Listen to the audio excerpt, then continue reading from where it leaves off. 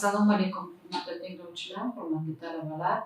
Men Turay Abdurashidovna Buxoro davlat tibbiyot instituti bolalar stomatologiya kafedrasi doktor nauki dotsentiman. Bugungi mavzumiz og'iz shilliq qavati sil va zaxm kasalliklaridagi o'zgarishlarni ko'rib o'rganib chiqamiz. Birinchi mavzuda, demak, silda og'iz bo'shlig'i shilliq qavatidagi o'zgarishlar. Demak, sil nima bu? Sil mikobakteriyasi tomonidan chaqiriladigan surunkali yuqumli kasallik bo'lib, Kox tayoqchalari 1888-yilda aniqlangan. Infeksiyaning yuqish yo'llari: havo tomchi, alimentar, kontakt, homiladorlikda. Infeksiyaning tarqalish yo'llari: ekzogen, endogen, qon, limfa orqali. Perseptintilar sil patogenezida muhim ahamiyatga ega bo'lgan omillar: organizmning umumiy holati, ovqatlanish xarakteri, uy-ro'zg'or sharoitlari, asab va endokrin o'zgarishlarga bog'liq holatda bo'ladi. Silning ikki xil turlari bor. Birlamchi sil bu og'iz bo'shlig'ida juda kam uchraydigan tur bo'lib hisoblanadi. Ikkilamchi sil og'iz bo'shlig'i shilliq qavatidagi sil yugurugini, skrofuloderminal sil, miliar yaralar sillarini uchratishimiz mumkin. Demak, biz hozir birlamchi sil bilan o'rganib chiqamiz. Og'iz bo'shlig'i shilliq qavati va lab birlamchi sili yoki birlamchi sil kompleksi, birlamchi sil shankri ham deb ataladi. Lab butunligi buzilganligi natijasida infeksiyasi tushganda namoyon bo'ladi. Energiya sil reaksiyalarining manfiy bo'lgan sharoitda rivojlanadi. Inkubatsion davri 8 kundan 30 kungacha davom etadi. Klinik belgilari: og'iz bo'shlig'i shilliq qavatida va lab butunligini buzilganligi natijasida infeksiyasi tushish o'rnida diametri 1–1,5 santimetrli yemirilish hosil bo'ladi. Cheti notekis holatda zichlashgan, qirralari qizargan holatda bo'ladi. Tubi qattiqlashgan, kir kulrang rakarash bilan qoplangan bo'ladi. Limfa tubulari zichlashib, kattalashgan. Avval limfa tubulari siljimaydigan holatda, keyinchalik esa o'zaro va teri bilan jipslashgan holatda qattiq strukturaga ega bo'lib qoladi. Oxirida yilinglab yiling yo'li ochiladi. Kechishi bo'yicha oqibati qoniqarsiz, ya'ni emizikli go'daklarda uchraydi va oqibati qoniqarli, davolanmasdan o'tib ketadigan turi hisoblanadi. Ikkilamchi sil. Demak, ikkilamchi silning asosiy belgilari bu sil yugurugi ham deyiladi. Uzoq vaqt davomida kechadi, ko'p uchraydi, qaytalanish xususiyatiga ega bo'ladi, surunkali kechib turadi. Joylashishi bo'yicha %75% bemorlarda yuzlarida joylashadi. Tepa lab qizil hoshiyasining ustlarida tarqalib ketadi. Burun sohalarida birlamchi elementi bu lipoma, ya'ni to'mpoqcha bo'lib, chegaralangan, chetlari avval tekis, to'g'nog'ich hoshiyasi kattaligida sarg'ish qizil yoki qizil og'riqsiz hosila hosil bo'ladi. Sil lipomasiga xos bo'lgan belgilar periferik o'sishga xos bo'ladi. Yondagi elementlar bilan qo'shilishib, bir-biriga zichlashib ketadi. Sil yugurugi o'choqlari atrofi yemirilgan, yaraga aylanish xususiyatiga ega, tubi kir, kulrang, qakarash bilan yoki surg'ichsimon granulyatsiyalar bilan qoplangan holatda bo'ladi. Notekis shaklda bo'ladi. Lab qizil hoshiyasida postloqlar bilan qoplangan. Zararlanish joyida chandiqli atrofiya yoki qo'pol chandiqlar hosil bo'ladi. Og'iz bo'shlig'i shilliq qavati sil yugurugi ko'pincha joylashadigan sohalari milk sohalarida, qattiq tanglayda, yumshoq tanglaylarda uchraydi. Tashxis bo'yicha diaskopiya, ya'ni olma jilisi belgisi bilan aniqlanadi. Zondlash yordamida qo'yiladi. Lukomskiy bo'yicha 4 ta davr belgilangan. Birinchisi bu marginal davri, submarginal davri, total va bilateral davrlarga bo'linadi. Sil taqqosiy tashxisi o'tkaziladi, ya'ni to'mpoqchasimon zaxm bilan, mahov bilan va qizil yugurugi bilan diagnostika qilib, bir-biridan farqlab ko'riladi. Bu rasmda sil tayoqchasining ko'rinishi belgilangan va yuqori lab burun sohalarida zararlangan sohalari, bo'yin sohalarida esa limfa yo'llarining tashqi yo'liga oqma yiringlarni hosil bo'lishi ko'rsatib o'tilgan. Kollektiv yoki skrofulodermal sil bu kollektiv yoki skrofulodermal og'iz bo'shlig'i shilliq qavatda kamdan kam hollarda uchraydi, lekin asosan bolalarda uchratishimiz mumkin. birlamchi elementi tugun yoki nodus yoki uzun deyiladi. U chegaralangan holatda avval tekis to'g'nog'ish boshchasi kattaligida og'riqsiz hosillar, tubidan qon aralash yiring ajralib, yara hosil bo'lib ko'rinadi. Yaralari notekis shaklda, yumshoq, atrofi qizargan, kam og'riqli, tubi lanj, granulyatsiyalar bilan qoplangan bo'ladi. Bir-biridan fistula yo'llari bilan bog'lanmagan holatda ko'rishimiz mumkin. Skrofulorodermiya qiyosiy tashxisi quyidagi kasalliklar bilan o'tkaziladi. Ya'ni zaxm gummasi bilan, aksinomikozni tugunlari bilan, parchalangan saraton yo'llari bilan diagnostika qilinadi. Milyar yarasi sili. Milyar yarali sil bu sil mikobakteriyalar balg'am bilan og'iz bo'shlig'ining shilliq qavatiga tushib rivojlanadi. Ko'pincha holsiz bemorlarda, silning ochiq shakli bilan og'rigan bemorlarda, erkaklarda uchraydi. Milyar yarali silning klinik belgilari qizil yoki kulrang sariq nuqtasimon belgi yoki to'lboqcha holatda ko'rishimiz mumkin. Mikrotsissalarni ko'ramiz. Yara, jag osti limfodenidlari. Yara avval nuqtasimon bo'lib, so'ng qo'shilib, kengligi 2,5 sm-gacha kengayib boradi. Chuqur emas, notekis, qattiq va og'riqli holatda bo'ladi. Atrofi qizargan, yumshoq, atrofda yaralangan infiltrat aniqlanmaydi. Tubi notekis, g'adir-budir, kulrang sariq rangda, so'rg'ichsimon o'simtalar bilan qoplangan, nuqtali qon talashish va yiringli qarash bilan qoplangan. Tubida sariq yoki sariq kulrang milyar tugunchalar ko'rinadi. Tren donachalari. Yaralar ko'pincha joylashadigan sohalar shilliq qavatida, tilida, ba'zan milkda, lunjda ko'rishimiz mumkin.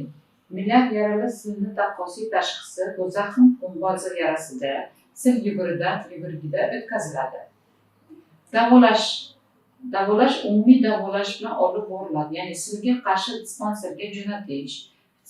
Xtivazid kattalariga 1 grammdan 1,5 grammgacha 6-7 oy davomida beriladi. Bolalarda 0,03-0,04 gramm, ya'ni 1 kilo tana vazniga har kunda 6-7 oy davomida.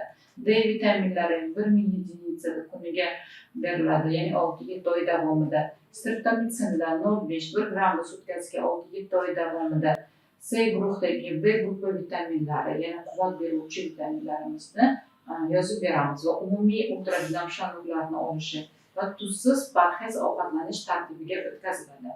Mahalliy davolashda yaralarga antiseptik ishlov 0,02% xlorgeksidin eritmasi bilan xtivazid streptomycin applikatsiyalarini, profilaksik fermentlar, og'iz bo'shlig'i sanatsiyasi, remissiya davrlarida o'tkaziladi. Vrach-stomatolog taktikasi bo'yicha o'z vaqtida tashxisni qo'ya bilish, sil dispanseriga bemorni jo'nata olishi, aseptika va antiseptika talablariga rioya qilishi zarur. Bir marotabali yakka muhofaza qilish vositalaridan foydalanishi shart bo'lib hisoblanadi. Zaxmdagi og'iz bo'shlig'i shilliq qavatdagi o'zgarishlar. Zaxm bu surunkali kasallik bo'lib, ransiz, oqish, peritoneum ta'sirida kelib chiqadigan kasallik bo'lib, kasallikka xos bo'lgan o'zining asosiy belgilari: to'lqinsimon kechishi, oldinma keyin va asta-sekin patolog anatomik va klinik belgilari o'zgarishi bo'lib turadi. Zaxmning quyidagicha turlari mavjud: tug'ma, orttirilgan, yashirin yoki ko'rinmas, visceral. Asab sistemasi zaxmi turlari farqlanadi. Zaxmning quyidagi davrlari aniqlanadi: inkubatsion davri, birlamchi, ikkilamchi va uchlamchi turlari. Inkubatsion hamda birlamchi zaxmda og'iz bo'shliq shilliq qavatdagi o'zgarishlari, ya'ni inkubatsion davri o'rtacha 3-4 haftagacha teng bo'lib, ushbu davr qisqarishi 12 kungacha yoki 6 oygacha uzayishi ham mumkin bo'ladi. Zaxmning birlamchi davrida quyidagi klinik belgilar namoyon bo'ladi. Birinchidan, qattiq shankar, ya'ni birlamchi spiloma, regional limfodenitda, polidenitlar hosil bo'ladi. Zaxmning birlamchi davrida seropozitiv 3 haftagacha, seronegativ 4 haftagacha bo'ladi. Klinik belgilari tana harorati 38,5 gradusgacha ko'tarilishi, holsizlik, bosh og'rig'i, suyakdagi og'riqlarga, ayniqsa tungi og'riqlarga shikoyat qilishadi. Periferik fonda anemiya, leykositoz, so'yi ko'rsatkichlarning ko'tarilishi kuzatiladi. Qattiq shankar og'iz bo'shlig'ida ko'pincha labning qizil hoshiyasida, tilda, murtaklarda uchraydi. Qattiq shankar ko'pincha quyidagi belgilar bilan boshlanadi: chegaralangan qizarishdan qattiq tubi bilan so'ng kattalashib, dumaloq yoki oval o'lchami 1-2 santimetrgacha eroziyani hosil qiladi. Erozion o'rtacha qizg'ish rangda bo'lib, og'riqsiz, chetlari likopcha chetlarga o'xshash holatda kuzatiladi. Qattiq shankr gistologiya quyidagilardan iborat. Biriktiruvchi to'qimada qalin yallig'lanish infiltrati limfositlardan, plazmatik hujayralardan, undan tashqari aniqlanadi. Endoteliy proliferatsiyasini, tomirlar trombozi, tomirlar obliteratsiyasi, qattiq shankrning atipik shakllari shankr yog'ri, shankr bichilishi, yaraga o'xshash shankr, anginaga o'xshash amigdalit, aralashgan anginaga o'xshash shankr yuzasida yaratilgan gepetik shankrlarni kuzatilishi mumkin. Qattiq shankrning quyidagicha kasalliklardan taqqosiy tashxis o'tkaziladi. Oddiy pufakchali temiratkidan, shankrga o'xshash peldermiya bilan, milyar yarali silda uchraydigan yaralardan, parchalangan saraton yarasidan, travmatik eroziya va yaralardan, pulsuzliqdagi eroziyalardan, surunkali qaytalanuvchi avtostomatitdan, qizil yassi temiratkida, leykoplakiyada, qizil yugurigida eroziyalardan diagnostika qilinadi. Ikkilamchi zaxmda og'iz bo'shlig'i shilliq qavatdagi o'zgarishlar zaxmning ikkilamchi davriga quyidagilarga bo'linadi. Ya'ni yangi ikkilamchi, surunkali ikkilamchi, qattiq shankr, regional sklerodermit, polidenit paydo bo'lgancha 6-7 haftadan so'ng boshlanadi. Zaxmning yangi ikkilamchi davriga xos belgilari: terida papulyoz, rotulyoz yoki pustulyoz toshmalarining hosil bo'lishi 3-5 yil mobaynida kechadi. Serologik reaksiyasida musbatli bo'lib, to'lqinsimon kechish bilan, polidenit bilan, sklerodenit bilan, qattiq shankr qoldiqlari bilan zaxmning yangi ikkilamchi davri oxirida qattiq shankrlar yo'qolisha boshlaydi. Terida rotulyoz, papulyoz toshmalari yo'qoladi. Regional sklerodenit va polidenit aniqlanmaydi. Demak, cho'kma reaksiyalar manfiy hosil bo'ladi. Zaxmning surunkali ikkilamchi davri boshlanishida quyidagi belgilar namoyon bo'ladi. Papulalar, radiolalar, keng kondinomalar, diffuz va mayda o'choqli alopesiyalar, leykodermiyalar hosil bo'ladi. Papular va radiolar qo'shilib yoylar, halqalar hosil qilishi joylashish sohalari jinsiy a'zolarda, orqa teshik atrofida, og'iz bo'shlig'ining shilliq qavatida, qo'l kaftlarida, oyoq kaftlarida joylashadi. Og'iz bo'shlig'i shilliq qavatida papulyoz, rotulyoz toshmalari simmetrik holatda, tangla yoylarda, yumshoq tanglayda, tilchada, murtaklarda joylashadi. Radiolalar quyidagi belgilarga ega: qon dimlanishi sababli qizargan, mis rangli ko'rinishda, aniq chegarali hisoblanadi. Papulalar joylashish sohalarida, murtaklarda, tangla yoylarda, yumshoq tanglayda, tilda, lunj, shilliq qavatida, tishlarning jipslashgan chizig'ida va milklar sohalarida uchratish mumkin. Papulalar esa qattiq dumaloq yoki oval shaklda, og'riqsiz, kulrang oqish rangda qizargan, o'lchami 3-4 mm bo'ladi. Zaxm papulalarni quyidagicha kasallik belgilaridan taqqoslaydilar: leykoplakiya, qizil yugurik, qizil yassi temiratki. Eroziyalangan zaxm papulalarning taqqosiy tashxisi ko'p shaklli eksudativ eritma bilan, bulyoz pempimoid bilan, haqiqiy pursuldoq bilan, oddiy pufakchali temiratkilar bilan o'tkaziladi. Yaltiroq papulalarni urilgan bolalar ilashtiradi taqqosiy tashxisi diskomativ blasit bilan o'tkaziladi. Eritematoz zaxm anginasi kataral angina bilan, dori-darmon ta'siridagi hosil bo'lgan toshmalar bilan taqqoslanadi. Uchlamchi zaxmda og'iz bo'shlig'i shilliq qavatdagi o'zgarishlari zaxmning kasallik boshlanganidan 4-6 yildan so'ng boshlanib, uzoq vaqt 10 yillar davomida kechishi bilan, gummalar hosil bo'lishi bilan, diffuz infiltratsiyasi bilan, dumboqchali yaralanish bilan ajralmalarning oqish deponema mavjud bo'lishi, musbat reaksiyalar bilan kechadi. Gummoz zaxm ko'pincha yumshoq tanglayda, qattiq tanglayda, tilda, yutqunda joylashadi. Gummalarning belgilari ko'pincha bitta bo'ladi. Boshda og'riqli, ildizli ko'chganda kratersimon yara hosil bo'lishi bilan kechadi.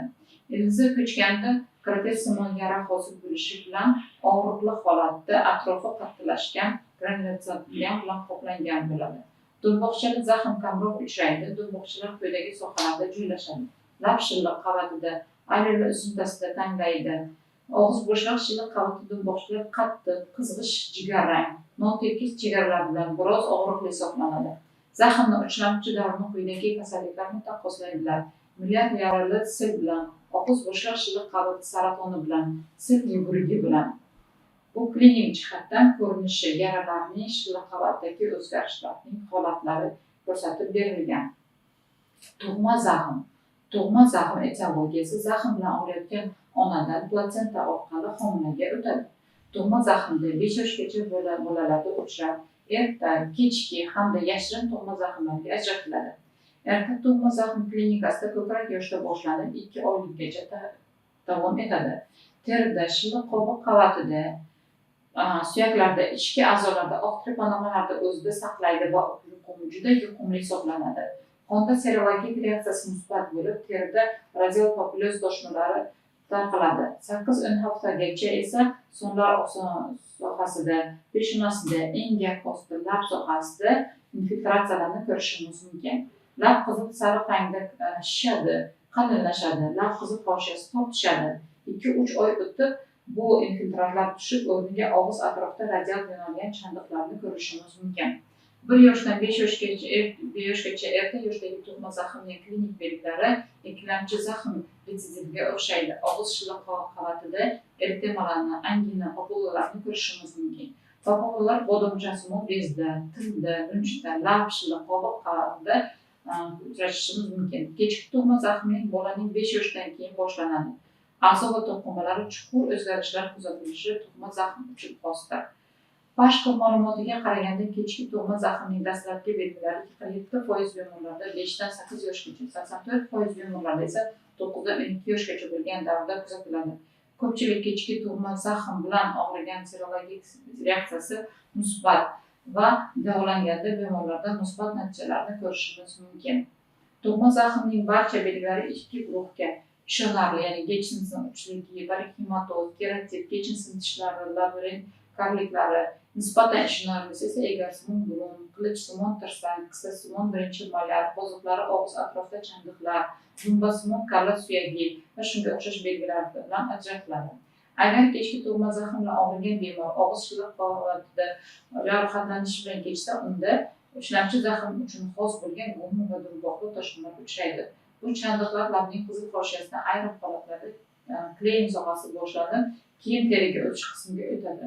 Buning fikricha, zaxmning aniq belgisi bu lab qizil hoshiyasidagi chandiqning yupqa yaltiroq qizil bo'lib, ko'zga tashlanishi, oddiy ko'z bilan ko'rinishidir. Tug'ma zaxmda og'iz atrofidagi chandiqlarning farqli belgisi og'iz burchagi, engak ostiga eroziya tufayli chuqur infiltrat hosil qiladi. Ham tarqalgan infiltrat zaxmdan keyin og'iz atrofidagi chandiq 19% kechki tug'ma zaxm bilan og'riganligi kuzatiladi. Tug'ma zaxmlardagi chandiqlarga xosligi ayrim holatlarda ko'p dermatozlarni pedilmiya teri silidagi chandiqlarga o'xshashi bilan ajralib turadi. Davolash. Bunga ko'ra birlamchi va ikkilamchi davolashda to'xtovsiz usul qo'llaniladi. Penitsilin yoki penitsilin qatorli vositalar yoki betsilin va faqat betsilin davolanishi qilinadi. Bismut dori vositalari, bexinollar qilinadi. Vitamin B guruhi vitaminlari, metil uretsillar, uchlamchi zaxm bilan og'rigan bemorlar duch keladi. G'umozli yoki durboqli toshmalari og'iz bo'shliq shilliq qavatida paydo bo'lgan paytda bunday bemorlarni davolashni penitsilin bilan boshlash mumkin emas, chunki bunda zaxm toshmalari so'rilishi oqibatida kasallikning belgilarini qaytarishi reaksiyasini kuzatilishi mumkin. Bu o'limgacha olib kelishi mumkin bo'ladi. Bu davolash jarayoni oqibatida toshmalar birlamchi biriktirish to'qimalariga qo'shilishi ulgurmaganligi sababli 2-3 kun ichida ro'y berishi kuzatiladi. Shu bilan bog'liq holda uchlamchi zaxmni davolash dastlabki 2-4 hafta davomida yod qabul qilishdan boshlanadi. So'ng yarim doza miqdorda Vismut dori qabul qilinadi. Keyinchalik doza hajmida Vismut dorilar ajratiladi. Ikkinchi davo kursidan yarimdan boshlab penitsilin davolar choralarga o'tkazilib olib boriladi.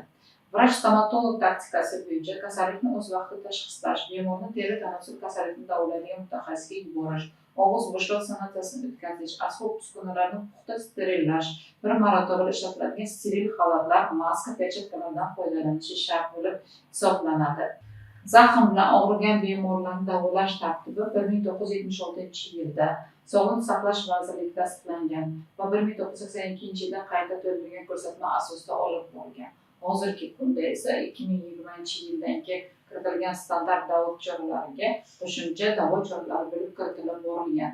Stomatolog ko'rigi bo'yicha zaxm kasalligida steril instrumentlarni ishlatilishi, kasallikni o'z vaqtida tashxisi qo'yib bilishi, bemorlarni teri tanosil kasalliklarda uzatilayotganda bemorlarda asosiy belgilarini ko'rsatib berilib va ularni laborator ko'rsatkichlarni aniqlangandan keyingina diagnostikasini qo'yib berilishi yoki diagnostikalar olib borilgandan keyin laborator tekshiruvlardagi ijobiy tahlillar chiqqandan keyin bemorlarimizni teri tanosil kasalxonalariga yo'naltirib borilishi zarur hisoblanadi. Uy sharoitida bemorlarimizda og'iz bo'shlig'ini, chayishlarni, ortiqcha qo'ygan preparatlarni ichmasliklarini va kontakt beriladigan sohalardan himoya qilish kerakligini bemorlarimizga tushuntirib o'tishimiz kerak bo'ladi. E'tiborlaringiz uchun rahmat.